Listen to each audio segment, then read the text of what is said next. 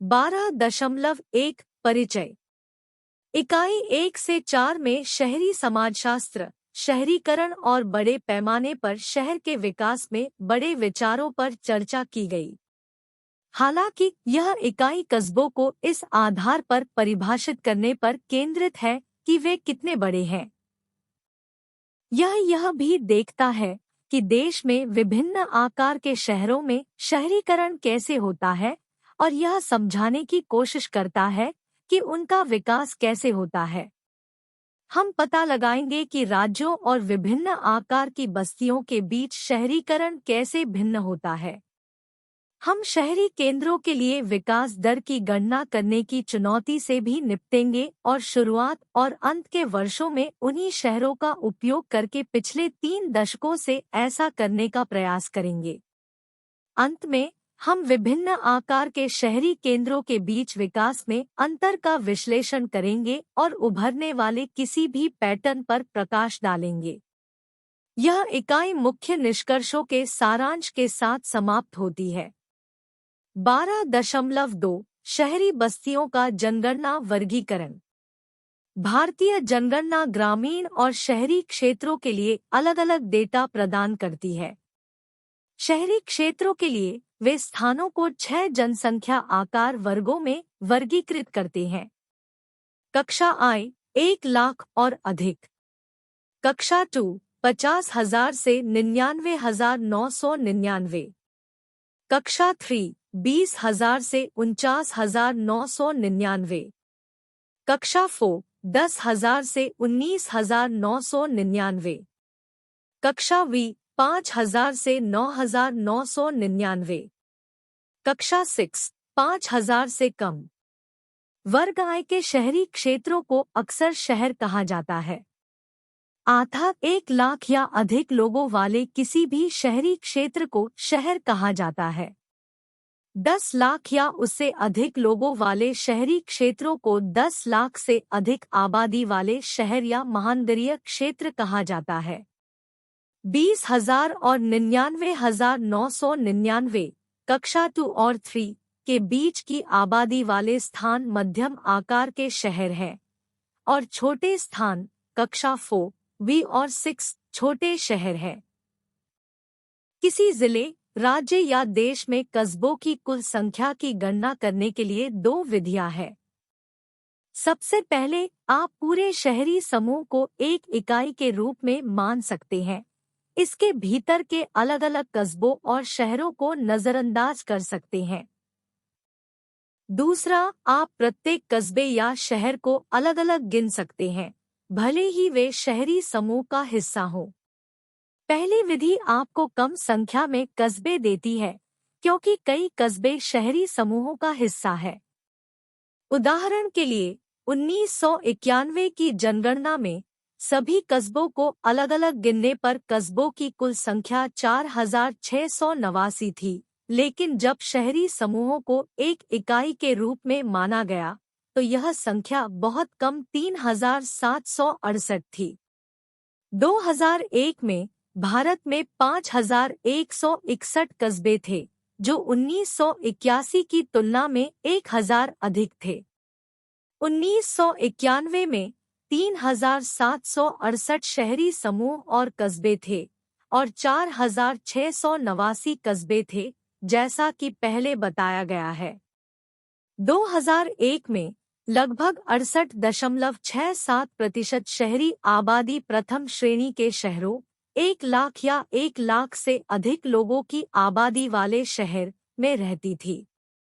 10 लाख या उससे अधिक की आबादी वाले 35 शहर या समूह थे, जिन्हें मिलियन प्लस शहर के रूप में जाना जाता था, जो कुल 108 मिलियन लोगों के साथ देश की शहरी आबादी का लगभग 38% बनाते थे। भारत में शहरीकरण मुख्य रूप से राष्ट्रीय स्तर पर और अधिकांश राज्यों में बड़े शहरों पर केंद्रित रहा है। महत्वपूर्ण बात यह है कि पिछली शताब्दी के प्रत्येक दशक में शहरी आबादी में प्रथम श्रेणी के शहरों का अनुपात लगातार बढ़ा है। यह खंड दशकों में, विशेषकर स्वतंत्रता के बाद, विभिन्न आकार की बस्तियों में शहरी आबादी की बदलती संरचना की जांच करता है। बड़े शहरों में जनसंख्या की बढ़ती सघनता का विश्लेषण विभिन्न आकार वर्गों में शहरी केंद्रों के स्थानांतरण के संबंध में किया गया है। तालिका 12.1 दर्शाती है कि देश की शहरी संरचना में प्रथम श्रेणी के शहर हावी है।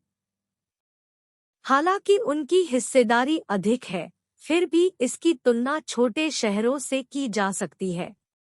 1901 में श्रेणी I शहरों में शहरी आबादी का 26% हिस्सा था, जबकि श्रेणी IV और श्रेणी V शहरों का योगदान क्रमशः 20.83% और 20.14% था। समय के साथ वर्ग I शहरों की हिस्सेदारी में वृद्धि हुई, जिसमें विभाजन से एक दशक पहले 1931 से 41 के दौरान उल्लेखनीय वृद्धि हुई। आज़ादी के समय बड़ी संख्या में विस्थापित लोग बड़े शहरों में बस गए, जिससे शहरी आबादी में हिस्सेदारी 1951 में बढ़कर 44.63% हो गई, जो पिछले दशक में 38.23% थी। यह प्रवृत्ति अगले 2 दशकों तक जारी रही। 1970 के दशक के बाद से इन शहरों में जनसंख्या की हिस्सेदारी में 3% की वृद्धि हुई। यह वृद्धि 1990 के दशक तक कायम रही। 2001 में 68.67 की रिपोर्ट की गई प्रतिशत हिस्सेदारी के साथ 1991 में 64.89 की तुलना में। इसके विपरीत कक्षा IV, V और VI शहरों में जनसंख्या का हिस्सा 1901 में 47% से लगातार घटकर लगभग 7% हो गया।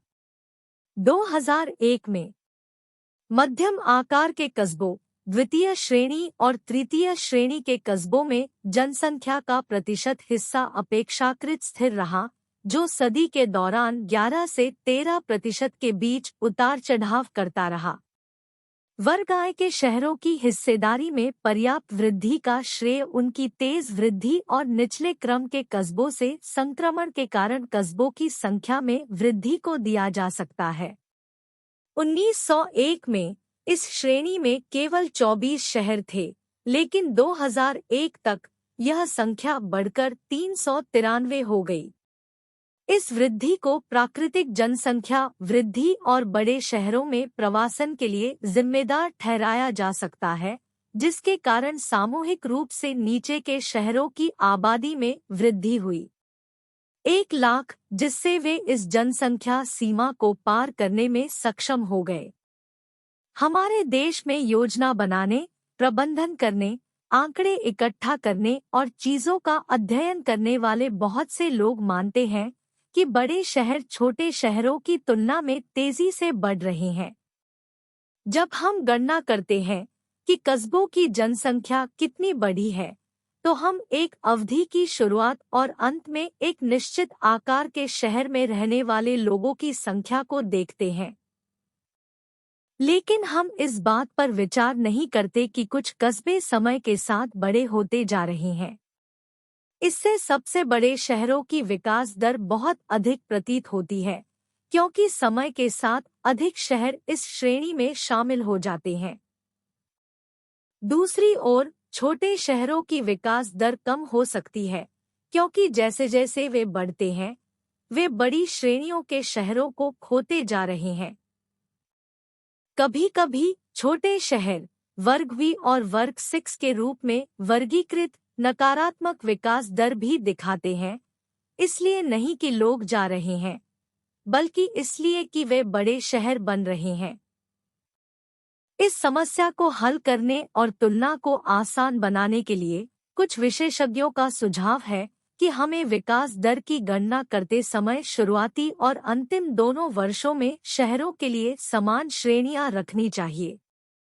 इसका मतलब यह है कि हम केवल उन कस्बों की आबादी की गणना करेंगे जो शुरुआत में एक निश्चित श्रेणी से संबंधित थे, यहाँ तक कि अवधि के अंत में भी। इस प्रकार प्रत्येक श्रेणी में कस्बों की संख्या उनकी विकास दर की गणना करते समय दोनों समय समान रहती है। सौभाग्य से 1991 की जनगणना उन शहरों के लिए जनसंख्या डेटा प्रदान करती है जो शुरुआती और अंतिम दोनों वर्षों में सामान्य है, जो विभिन्न श्रेणियों के बीच विकास दर की तुलना करने में मदद करता है। हालांकि यह ध्यान रखना महत्वपूर्ण है कि कोई भी नया शहर या कस्बे जो अब अंतिम वर्ष में वर्गीकृत नहीं है, उन्हें इस गणना से बाहर रखा गया है।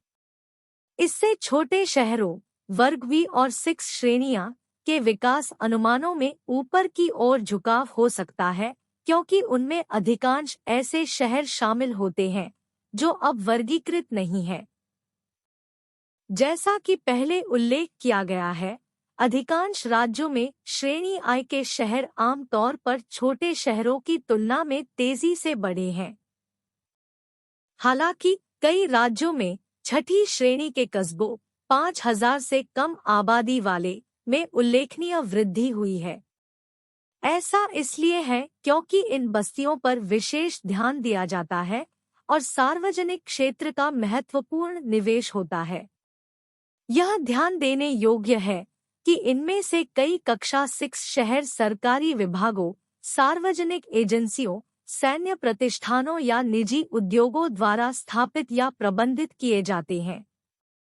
कुछ विशेषज्ञों ने तर्क दिया है कि भारतीय शहरों की संरचना एक समान और स्थिर है क्योंकि जनसंख्या वृद्धि विभिन्न शहरों के आकार में समान रूप से फैली हुई है।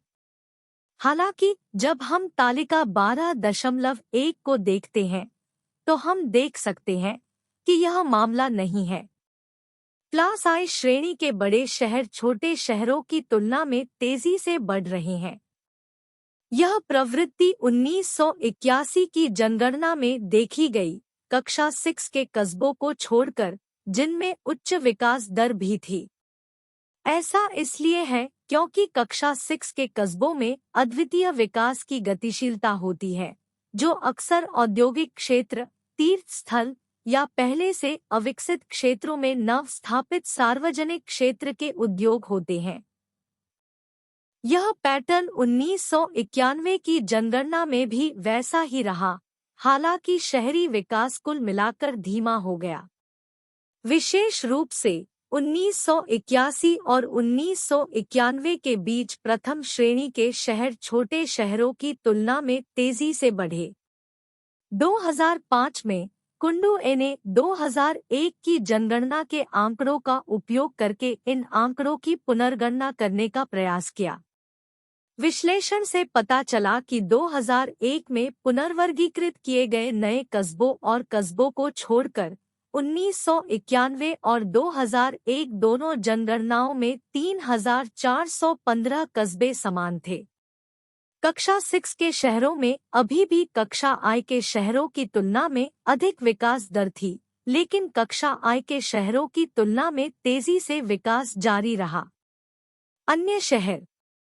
इससे पता चलता है कि बड़े शहरों में अधिक जनसंख्या वृद्धि के कारण शहरी संरचना अधिक असंतुलित होती जा रही है। 1970 और 1980 के दशक के दौरान कक्षा आई शहरों के लिए समायोजित वार्षिक घातीय वृद्धि दर क्रमशः 3.46 और 2.96 थी। 2001 की जनगणना में श्रेणी आई कस्बों की वृद्धि दर थोड़ी कम होकर 2.76% हो गई, जिसकी गणना 1991 और 2001 के बीच 291 सामान्य श्रेणी आई कस्बों से की गई थी। छोटे शहरों फोसिक्स संयुक्त ने 1981 और 1991 के दौरान 3.07 और 2.57% की वृद्धि दर दिखाई, लेकिन 1991 से 2001 के दौरान यह गिरकर 2.22% हो गया।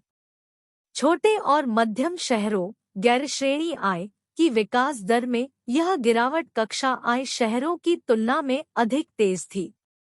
यह लोगों के बड़े शहरों में जाने और उच्च प्राकृतिक जनसंख्या वृद्धि के कारण हो सकता है।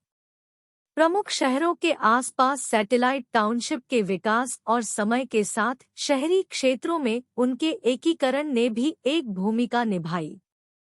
इसके अतिरिक्त जनगणना ने कुछ बाहरी क्षेत्रों को शहरी समूह के हिस्से के रूप में गिना और कक्षा आय शहरों में नगर पालिका सीमाओं के विस्तार ने उनके विकास में योगदान दिया।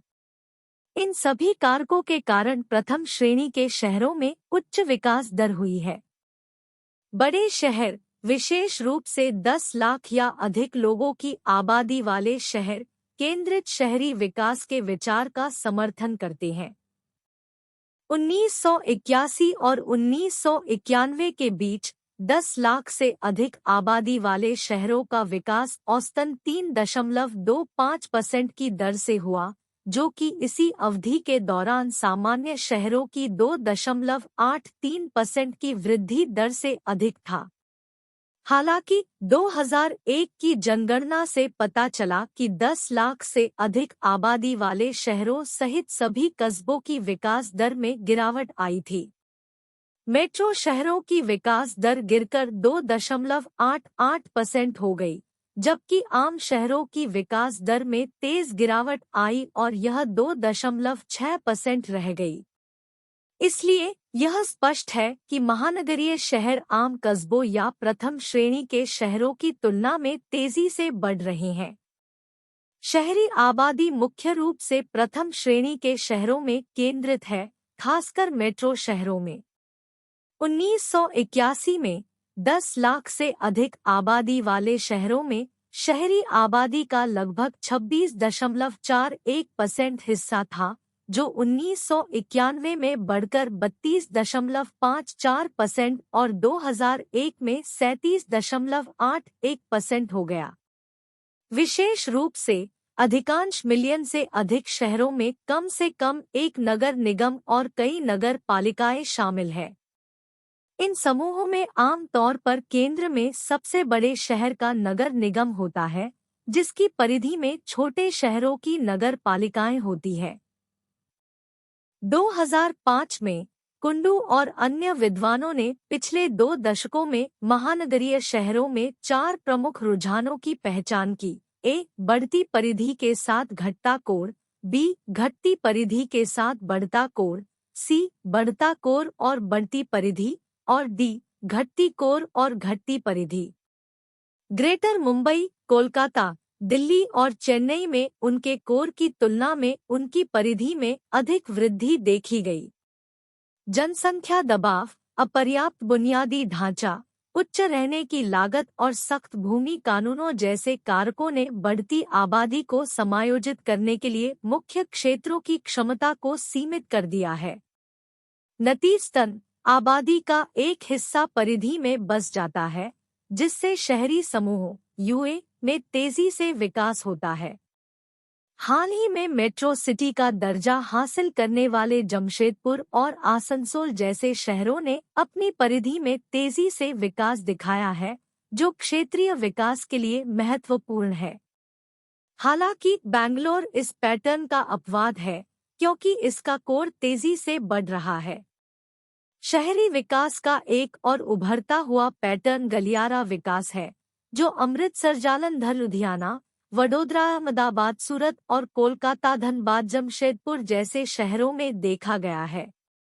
शहरी केंद्रों का यह स्थानिक विकास देश के अन्य हिस्सों में भी उभर रहा है, जैसा कि 2001 में सेंटर फॉर पॉलिसी रिसर्च, नई दिल्ली के एक हालिया अध्ययन में उजागर किया गया है।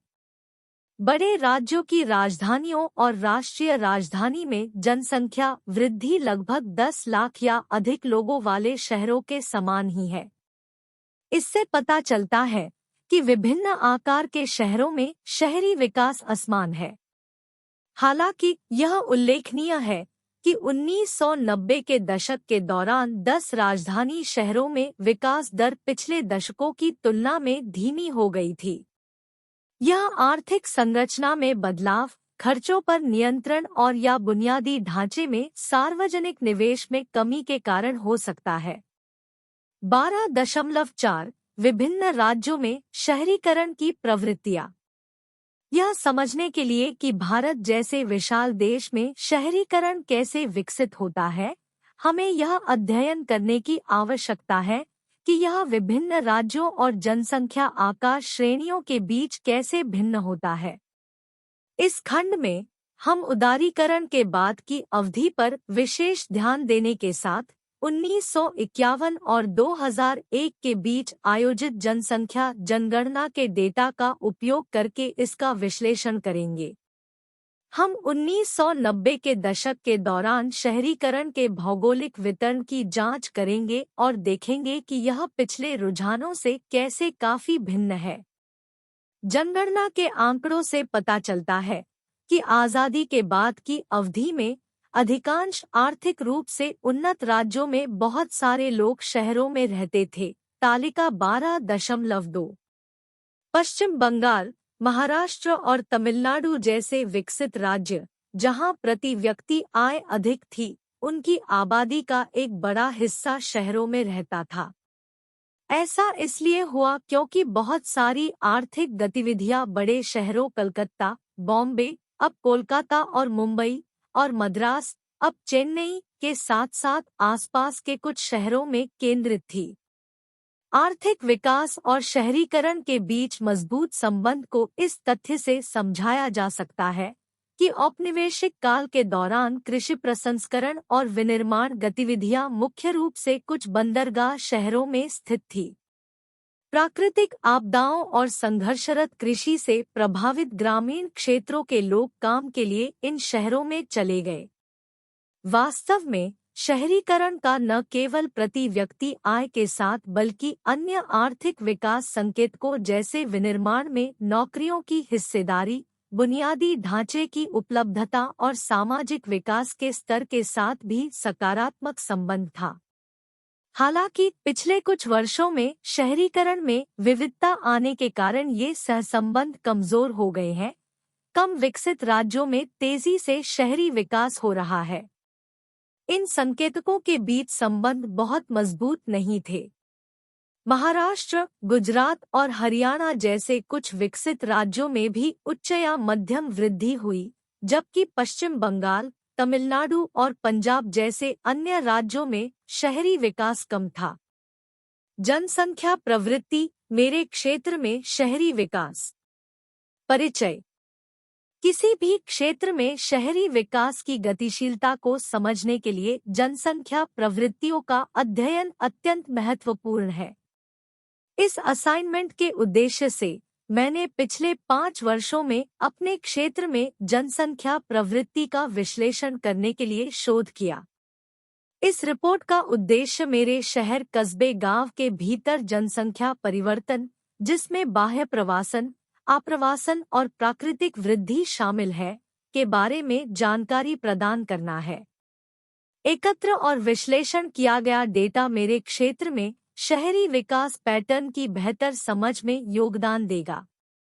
क्रियाविधि। इस अध्ययन के लिए डेटा इकट्ठा करने के लिए मैंने अपने शहर कस्बे गांव में उपलब्ध विभिन्न स्रोतों का उपयोग किया। डेटा के प्राथमिक स्रोतों में शामिल है जनगणना रिपोर्ट। मैंने अपने क्षेत्र के लिए नवीनतम उपलब्ध जनगणना रिपोर्ट तक पहुंच प्राप्त की, जो जनसंख्या आकार, प्रवासन पैटर्न और प्राकृतिक विकास पर व्यापक डेटा प्रदान करती है। स्थानीय सरकारी रिकॉर्ड। मैंने जनसंख्या परिवर्तन से संबंधित आधिकारिक रिकॉर्ड जैसे जन्म और मृत्यु प्रमाण पत्र, साथ ही प्रवासन रिकॉर्ड प्राप्त करने के लिए स्थानीय सरकारी कार्यालयों से संपर्क किया। शैक्षिक संस्थान। क्षेत्र में जनसंख्या प्रवृत्तियों पर जनसांख्यिकीय डेटा और शोध अध्ययन इकट्ठा करने के लिए स्थानीय विश्वविद्यालयों, कॉलेजों और अनुसंधान संस्थानों से संपर्क किया गया था। सर्वेक्षण। मैंने प्रवास के पैटर्न और प्रवास के कारणों के बारे में जानकारी एकत्र करने के लिए अपने क्षेत्र के निवासियों के बीच सर्वेक्षण किया। समाचार पत्र पुरालेख। जनसंख्या वृद्धि को प्रभावित करने वाली महत्वपूर्ण जनसांख्यिकीय घटनाओं, नीतिगत परिवर्तनों और स्थानीय विकास पर जानकारी के लिए संग्रहित समाचार पत्र एक मूल्यवान संसाधन थे। जनसंख्या आकार रुझान। पिछले 5 वर्षों में मेरे क्षेत्र की जनसंख्या में उल्लेखनीय वृद्धि देखी गई है।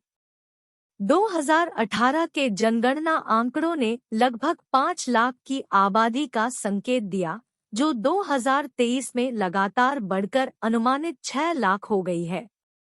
यह 5 साल की अवधि में जनसंख्या में 20% की वृद्धि का प्रतिनिधित्व करता है। बाह्य प्रवासन रुझान। मेरे क्षेत्र में बाहरी प्रवासन एक सतत प्रवृत्ति रही है। आंकड़ों से पता चलता है कि आबादी का एक बड़ा हिस्सा बेहतर रोजगार के अवसरों और बेहतर जीवन स्तर की तलाश में शहरी केंद्रों की ओर पलायन कर गया है। बाहरी प्रवास को प्रेरित करने वाले प्राथमिक कारकों में शामिल है सीमित रोजगार के अवसर। इस क्षेत्र को पर्याप्त नौकरी के अवसर प्रदान करने में चुनौतियों का सामना करना पड़ा, विशेष रूप से युवा आबादी के लिए, जिसके कारण उन्हें अन्यत्र रोजगार की तलाश करनी पड़ी। शिक्षा। कई व्यक्ति उच्च शिक्षा संस्थानों और व्यावसायिक प्रशिक्षण तक पहुंचने के लिए क्षेत्र से बाहर चले गए, जो स्थानीय स्तर पर दुर्लभ थे। जीवन शैली संबंधी आकांक्षाएं। बेहतर सुविधाओं और सेवाओं के साथ अधिक शहरी जीवन शैली की इच्छा ने कुछ निवासियों को बड़े शहरों की ओर पलायन करने के लिए प्रेरित किया। आप्रवासन रुझान। जबकि बाह्य प्रवासन उल्लेखनीय रहा है, मेरे क्षेत्र में पड़ोसी क्षेत्रों से भी आप्रवासन का अनुभव हुआ है। लोगों की यह आमद मुख्य रूप से क्षेत्र की रहने की सस्ती लागत, अपेक्षाकृत कम जनसंख्या घनत्व और सांस्कृतिक आकर्षण के कारण है। आप्रवासन रुझानों में शामिल है ग्रामीण शहरी प्रवास। शहरी सुविधाओं और सेवाओं की संभावना से आकर्षित होकर आसपास के ग्रामीण क्षेत्रों से लोग मेरे क्षेत्र में चले आए हैं। अंतर्जिला प्रवासन। निकटवर्ती जिलों के लोग रोजगार और आवास के अवसरों के लिए मेरे क्षेत्र में स्थानांतरित हुए हैं। सांस्कृतिक विविधता। क्षेत्र की सांस्कृतिक विविधता ने विभिन्न पृष्ठभूमि के लोगों को आकर्षित किया है और एक जीवंत और विविध समुदाय में योगदान दिया है। प्राकृतिक विकास। प्राकृतिक वृद्धि, जो जन्म दर घटाकर मृत्यु दर दर्शाती है, ने मेरे क्षेत्र की जनसंख्या वृद्धि में महत्वपूर्ण भूमिका निभाई है।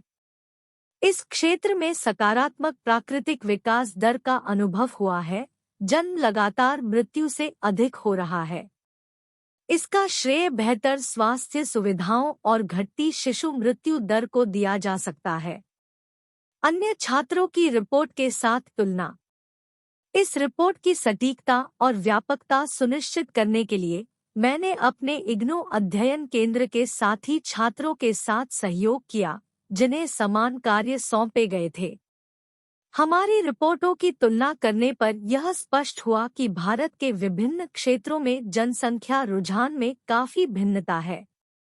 जहां कुछ क्षेत्र तेजी से शहरीकरण और जनसंख्या वृद्धि का अनुभव कर रहे हैं, वहीं अन्य क्षेत्र बाहरी प्रवासन के कारण घटती जनसंख्या से जूझ रहे हैं। निष्कर्ष।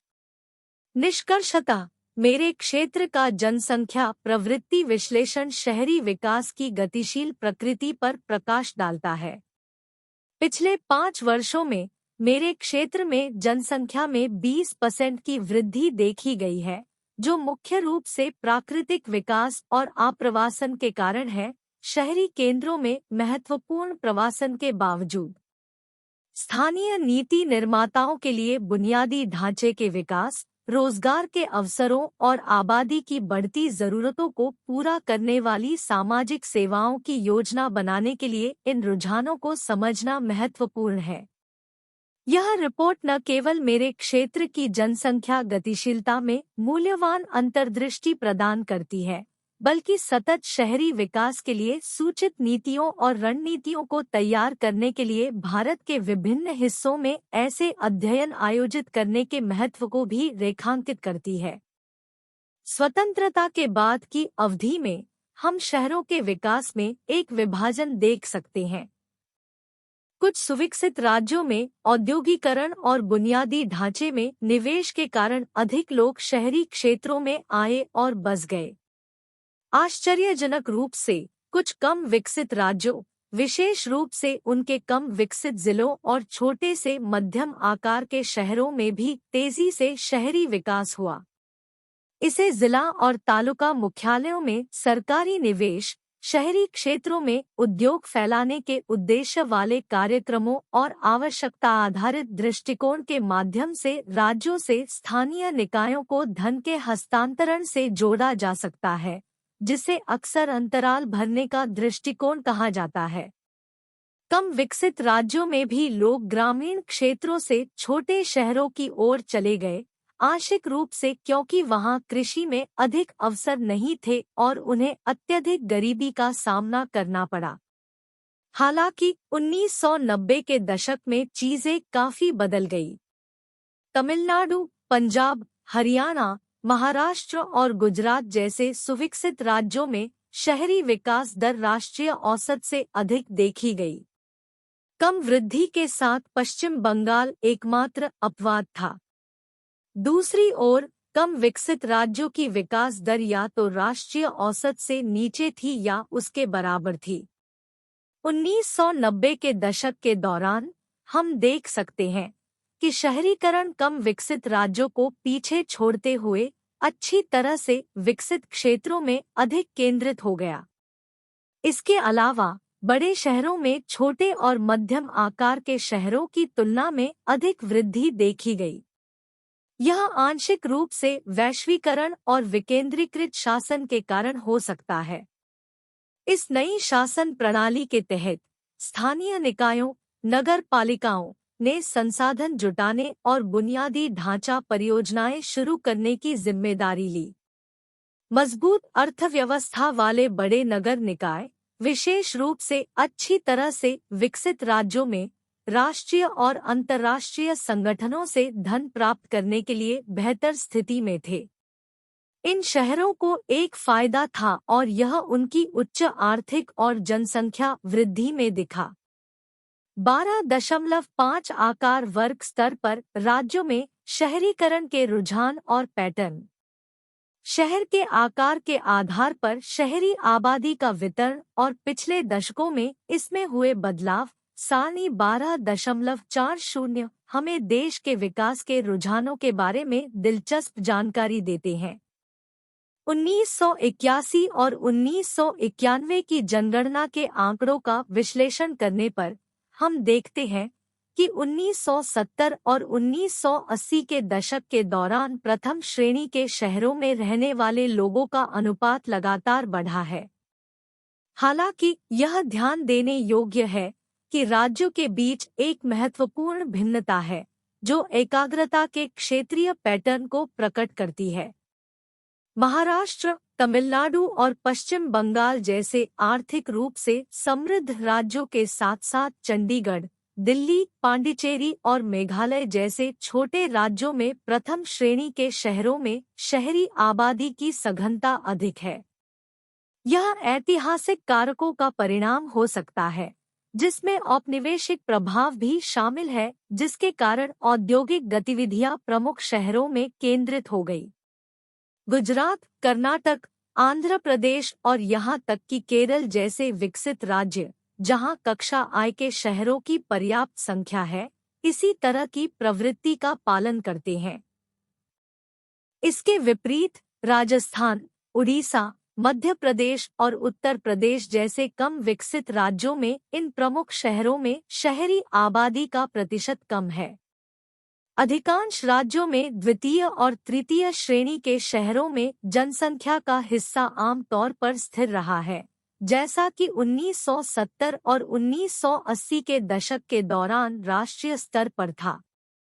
एकमात्र अपवाद मेघालय, नागालैंड, हिमाचल प्रदेश, गोवा, अंडमान और निकोबार द्वीप समूह और मिजोरम जैसे छोटे राज्य हैं, जहां विभिन्न श्रेणियों में कस्बों की संख्या छोटी है और यहां तक कि आकार वर्गों के बीच कस्बों की थोड़ी सी भी हलचल प्रतिशत शेयरों पर महत्वपूर्ण प्रभाव डालती है।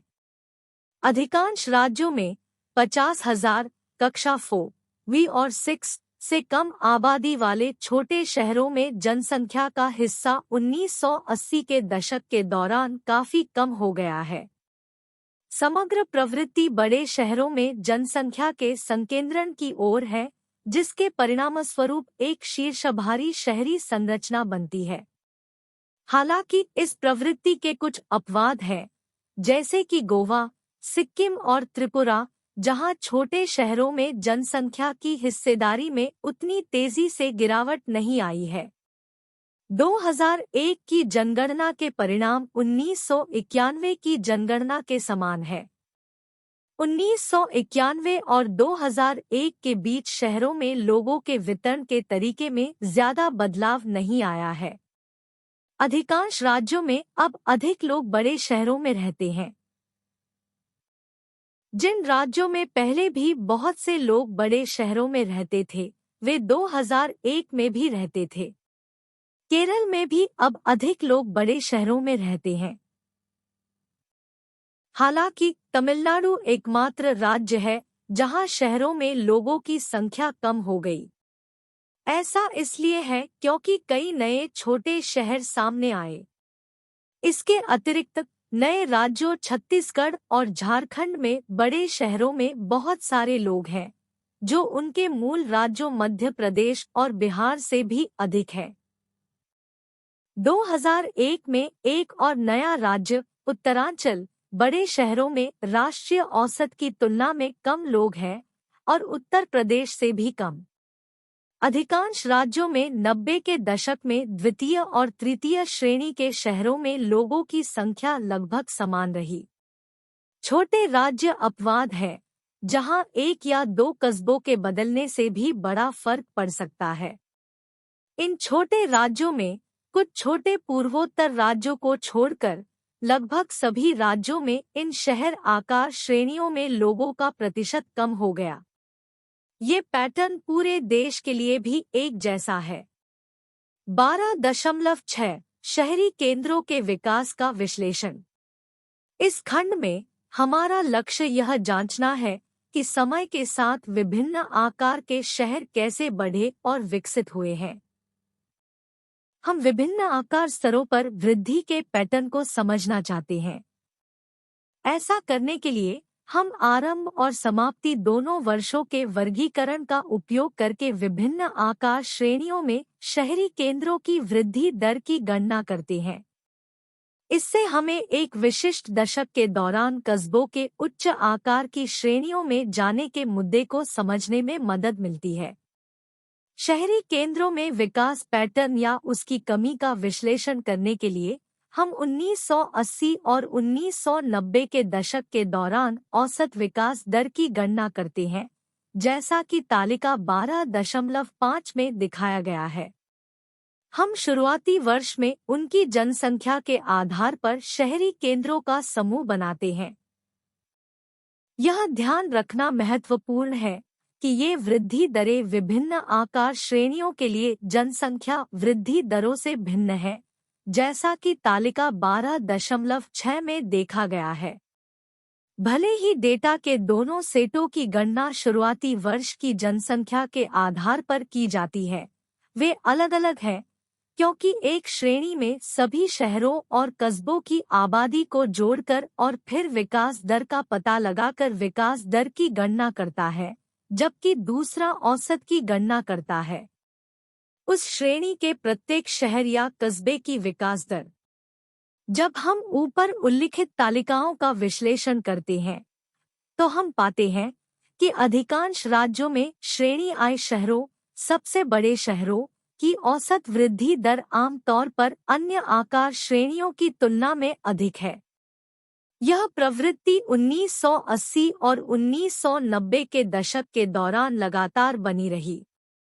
यह इस विचार की पुष्टि करता है कि बड़े शहरों में इन दशकों के दौरान उच्च जनसंख्या वृद्धि का अनुभव हो रहा है, जैसा कि उन्होंने पहले के दशकों में किया था।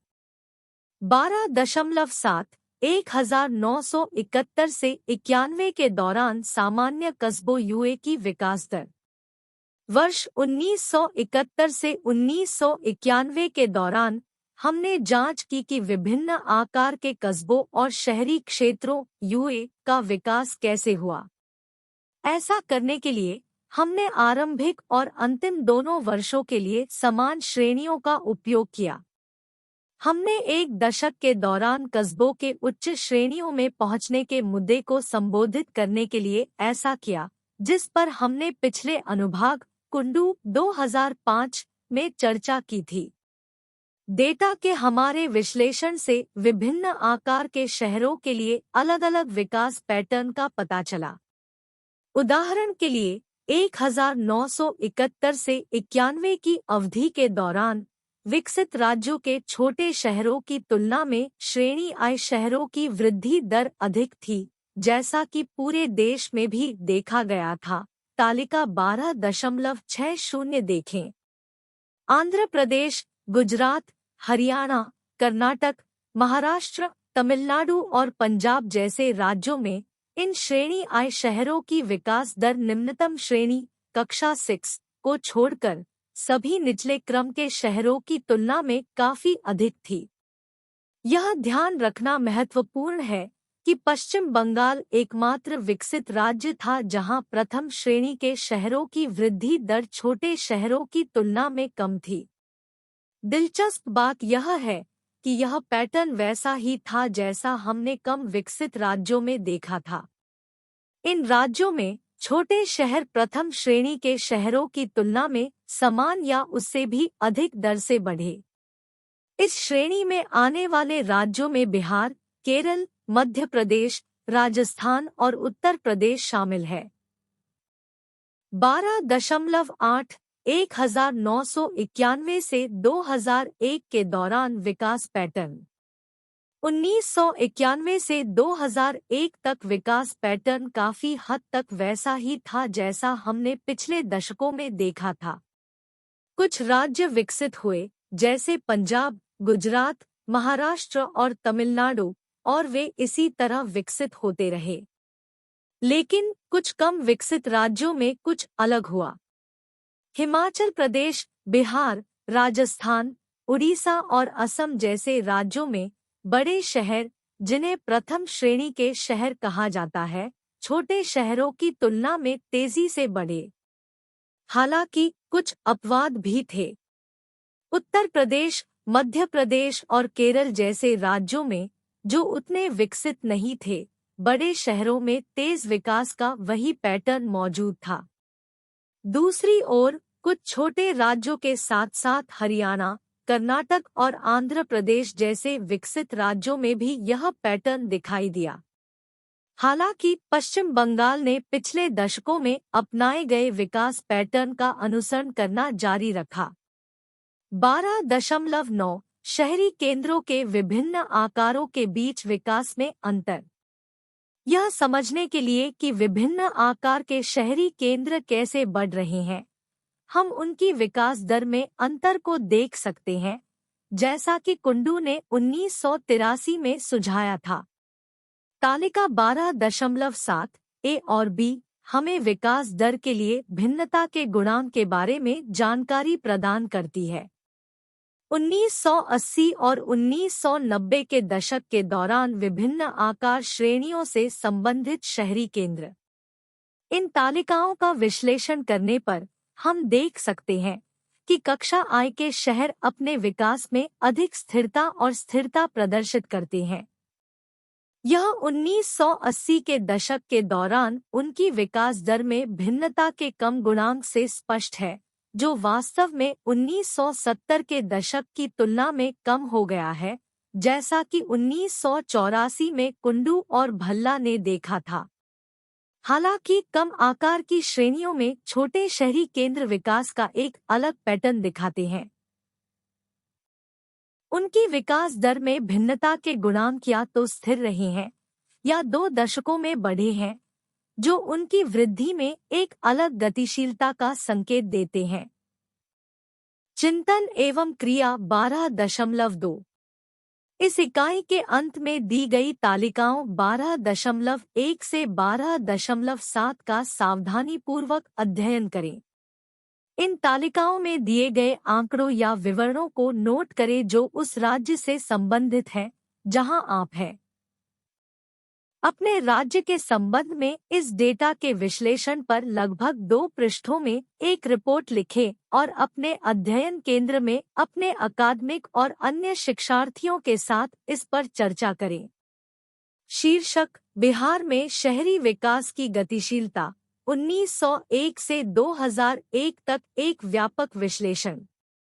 परिचय: बिहार पूर्वी भारत का एक राज्य ने पिछली सदी में अपने शहरी परिदृश्य में महत्वपूर्ण बदलाव देखे हैं। इस रिपोर्ट का उद्देश्य 1901 से 2001 तक बिहार में शहरी विकास का विस्तृत विश्लेषण प्रदान करना है, जिसमें शहरीकरण के स्तर, विकास दर, जनसंख्या वितरण और बहुत कुछ जैसे विभिन्न पहलुओं को शामिल किया गया है। इस शहरी विकास की रूपरेखा 1901 से 2001 उदास स्माइली। पिछली सदी में बिहार का शहरी परिदृश्य उल्लेखनीय रूप से विकसित हुआ है। 1901 में बिहार में सीमित शहरीकरण के साथ मुख्य रूप से ग्रामीण आबादी थी। हालांकि औद्योगिकरण और आर्थिक विकास के साथ शहरी क्षेत्रों में पर्याप्त वृद्धि हुई। 2001 तक पटना, गया और अन्य जैसे प्रमुख शहर हलचल भरे शहरी केंद्रों में बदल गए थे। इस अवधि में शहरी विस्तार में योगदान देने वाले बुनियादी ढांचे, शैक्षणिक संस्थानों और उद्योगों का उदय हुआ। राज्य भर में शहरीकरण का स्तर।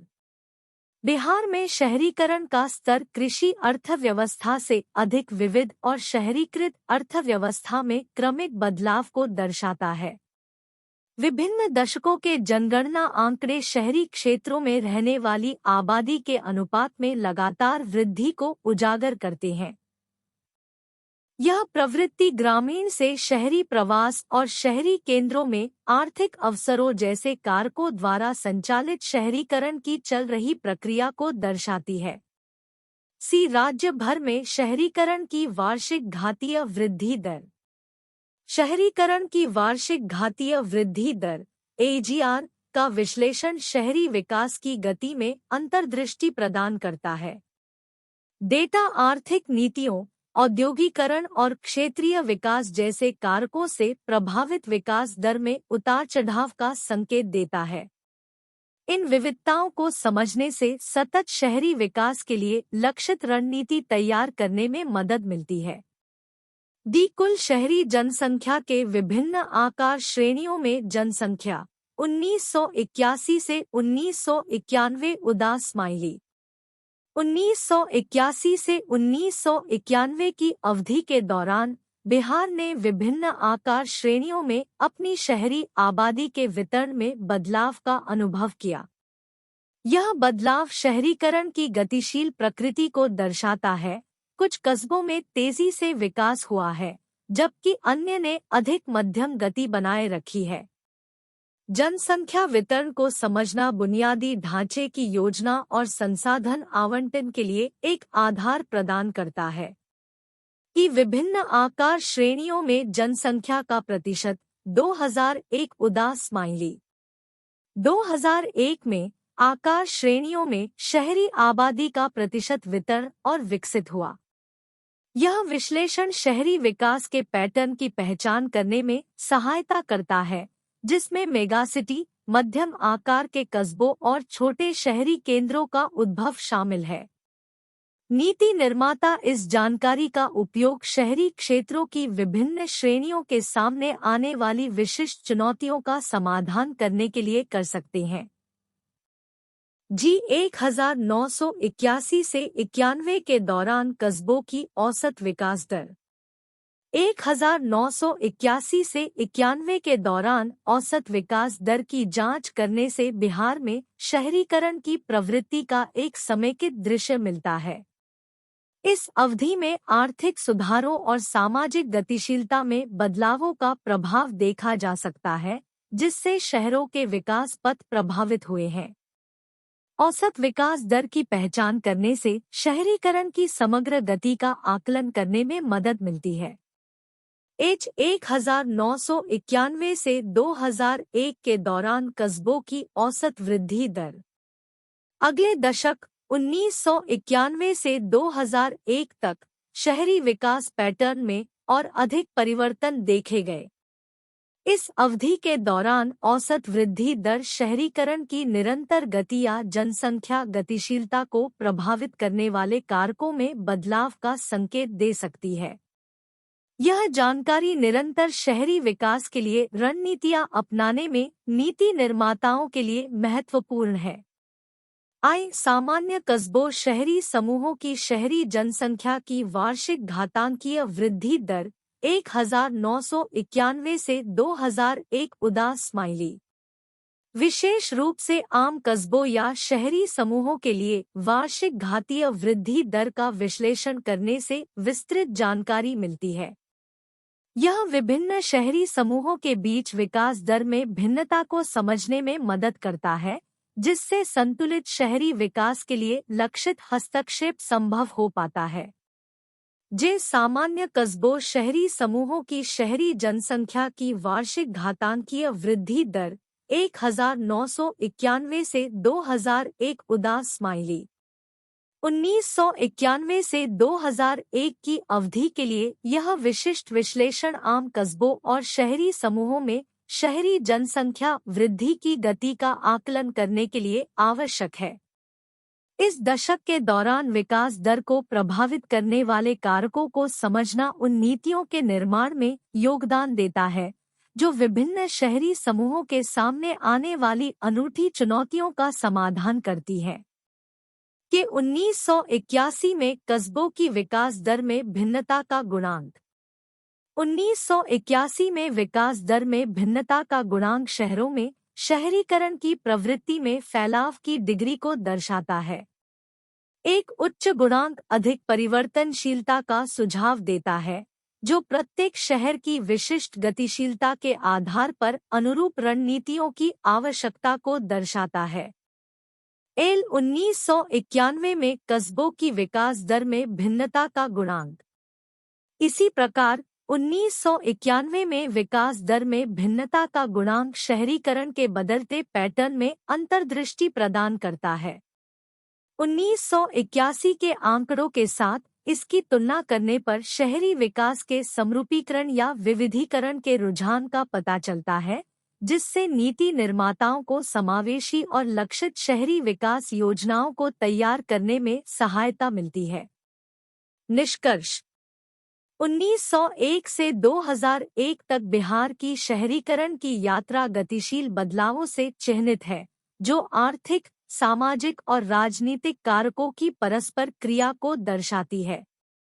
यह व्यापक विश्लेषण नीति निर्माताओं, शहरी योजनाकारों और शोधकर्ताओं के लिए एक मूल्यवान संसाधन के रूप में कार्य करता है, जो राज्य में शहरी विकास की बारीकियों में सूक्ष्म अंतर्दृष्टि प्रदान करता है। बिहार के उभरते शहरी परिदृश्य की विविध आवश्यकताओं को पूरा करने वाली टिकाऊ और समावेशी रणनीतियां तैयार करने के लिए इन गतिशीलता को समझना आवश्यक है। पिछले 10 वर्षों में पहले की तुलना में शहरों के विकास के तरीके में उल्लेखनीय बदलाव आया है। श्रेणी आय के शहरों ने अपनी विकास दर में भिन्नता में उल्लेखनीय वृद्धि का अनुभव किया है। इसका मतलब यह है कि हालांकि इन शहरों ने विकास के मामले में बढ़त बनाए रखी है, लेकिन अब वे अधिक अस्थिर हैं। यह असमानता विशेष रूप से तमिलनाडु और पश्चिम बंगाल जैसे सुविकसित राज्यों में स्पष्ट है। तमिलनाडु में तिरुप्पुर जैसे शहरों में लगभग 80% की वृद्धि हुई है, जबकि थूथुकुडी, तूतीकोरिन और वालपराई शहरों की आबादी में 10% की कमी देखी गई है। इसी तरह पश्चिम बंगाल में सिलीगुड़ी जैसे शहरों में 120% की वृद्धि हुई है, जबकि नवद्वीप ने 1991 से 2001 की अवधि के दौरान अपनी 20% आबादी खो दी है। वर्ग आय शहरों के विकास में इस बढ़ती अस्थिरता को वैश्वीकरण नीतियों और इनमें से केवल कुछ शहरों के राष्ट्रीय और अंतर्राष्ट्रीय बाजारों से जुड़ाव के लिए जिम्मेदार ठहराया जा सकता है, जिन्होंने महत्वपूर्ण जनसंख्या वृद्धि का अनुभव किया है। हालांकि यह ध्यान देने योग्य है कि भले ही कक्षा आय के शहरों में विकास दर में भिन्नता अधिक है, फिर भी यह सभी निचले स्तर के शहरों की तुलना में कम है। देश के छोटे शहरों ने पिछले कुछ वर्षों में अपने विकास में लगातार अस्थिरता का अनुभव किया है और इसे संरचनात्मक समायोजन की नीतियों और शहरीकरण पर उनके प्रभाव से नहीं जोड़ा जा सकता है। 12.10 निष्कर्ष। 1970 के दशक में भारत तेजी से शहरीकरण के दौर से गुजरा, लेकिन 1980 और 1990 के दशक में यह काफी धीमा हो गया। यह मंदी सभी आकार के शहरों और अधिकांश राज्यों में देखी गई। हालांकि विकसित राज्यों के बड़े शहर छोटे शहरों की तुलना में उच्च विकास दर बनाए रखने में कामयाब रहे। इन बड़े शहरों की विकास दर में भिन्नता में भी कमी देखी गई। दूसरी ओर कम विकसित राज्यों में छोटे और मध्यम आकार के शहरों में तेजी से विकास हुआ, लेकिन उनकी विकास दर में भी उच्च उतार चढ़ाव आया। विकसित राज्यों में बड़े शहरों की तीव्र वृद्धि का श्रेय उनकी मजबूत आर्थिक और औद्योगिक नींव को दिया जा सकता है। प्रमुख शहरों के बाहरी इलाकों में नए शहरों के विकास को इन बड़े शहरों के आसपास सीमित औद्योगिक विस्तार से जोड़ा जा सकता है। इसके विपरीत कम विकसित राज्यों में छोटे और मध्यम शहरों के तेजी से विकास के साथ साथ नए शहरों के उद्भव को धीमी क्षेत्रीय विविधीकरण और ग्रामीण गरीबी के कारण लोगों के गांव छोड़ने के लिए जिम्मेदार ठहराया जा सकता है। इसके अलावा विकसित राज्यों में शहरी स्थानीय निकायों (यूएलबी) के पास अधिक मजबूत आर्थिक आधार है, जो उन्हें कम विकसित राज्यों की तुलना में अधिक राजस्व उत्पन्न करने की अनुमति देता है। यह बड़े शहरों में औद्योगिक क्षेत्र में श्रमिकों के उच्च प्रतिशत के कारण है, जो उनके कर आधार को व्यापक बनाता है। इसके विपरीत कम विकसित राज्यों में छोटे और मध्यम शहर घरेलू उद्योगों और अन्य सेवाओं पर अधिक निर्भर होते हैं, जिससे कर बढ़ाने की उनकी क्षमता सीमित हो जाती है। ये सभी कारक राज्यों और आकार श्रेणियों दोनों के बीच बुनियादी सुविधाओं में निवेश करने की नगर पालिकाओं की क्षमता में महत्वपूर्ण असमानताओं में योगदान करते हैं। शहरीकरण के स्तर और शहरी विकास की गति के बीच स्थानिक पैटर्न में एक स्पष्ट अंतर है। ऐतिहासिक रूप से कम विकसित राज्यों में अपेक्षाकृत विकसित राज्यों की तुलना में शहरीकरण का पैटर्न अलग था। महाराष्ट्र, गुजरात, तमिलनाडु और हरियाणा जैसे विकसित राज्यों में शहरीकरण का स्तर उच्च था, लेकिन विकास दर मध्यम या निम्न थी। यह पैटर्न 1991 तक जारी रहा। इसके विपरीत कम शहरी आबादी वाले कम विकसित राज्यों में उच्च शहरी विकास दर देखी गई। इन राज्यों में बिहार, उत्तर प्रदेश, राजस्थान, ओडिशा और आंध्र प्रदेश शामिल है। हालांकि 1990 का दशक एक महत्वपूर्ण बदलाव लेकर आया। कई विकसित राज्यों में शहरी विकास दर राष्ट्रीय औसत से ऊपर होने लगी, जबकि कम विकसित राज्यों में या तो राष्ट्रीय औसत से नीचे या उसके बराबर वृद्धि हुई। इससे राज्यों में विकास दर में असमानताएं बढ़ गई।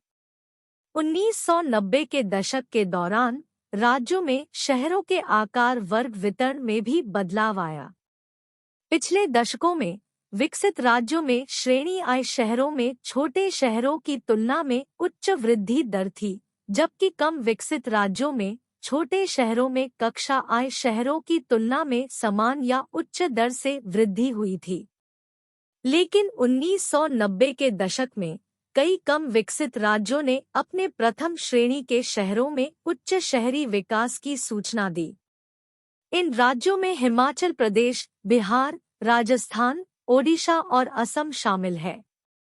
इसके विपरीत विकसित राज्यों में पैटर्न पिछले दशकों के समान ही रहा। श्रेणी आय के शहरों में 10 लाख से अधिक आबादी वाले शहरों और राजधानी शहरों ने उच्च विकास दर दर्ज की, जिससे इस श्रेणी के भीतर विकास दर में असमानता और बढ़ गई। वैश्वीकरण की प्रक्रिया, विकासशील देशों के कुछ शहरों को वैश्विक अर्थव्यवस्था से जोड़ने ने विकास दर में इस व्यापक असमानता में योगदान दिया। अधिकांश राज्यों और राष्ट्रीय स्तर पर मध्यम आकार के कस्बों वर्ग 2 और 3 की हिस्सेदारी अपेक्षाकृत स्थिर रही। छोटे शहरों कक्षा 4 से 6 में शहरी आबादी में उनकी हिस्सेदारी में गिरावट देखी गई क्योंकि पिछले दशक में कुछ नए शहर उभरे। इनमें से कई छोटे शहर उच्च श्रेणियों में चले गए या उन्हें पुनर्वर्गीकृत कर दिया गया। हालांकि बिहार, केरल, मध्य प्रदेश, राजस्थान और उत्तर प्रदेश जैसे कम विकसित राज्यों के छोटे शहरों में कक्षा आय के शहरों की तुलना में समान या उच्च वृद्धि दर दर्ज की गई है। छोटे शहरों में इस वृद्धि का श्रेय इन क्षेत्रों में गरीबी के उच्च स्तर और प्रमुख शहरों में नई नौकरी के अवसरों में गिरावट के कारण गांवों से छोटे शहरों की ओर पलायन को दिया जा सकता है।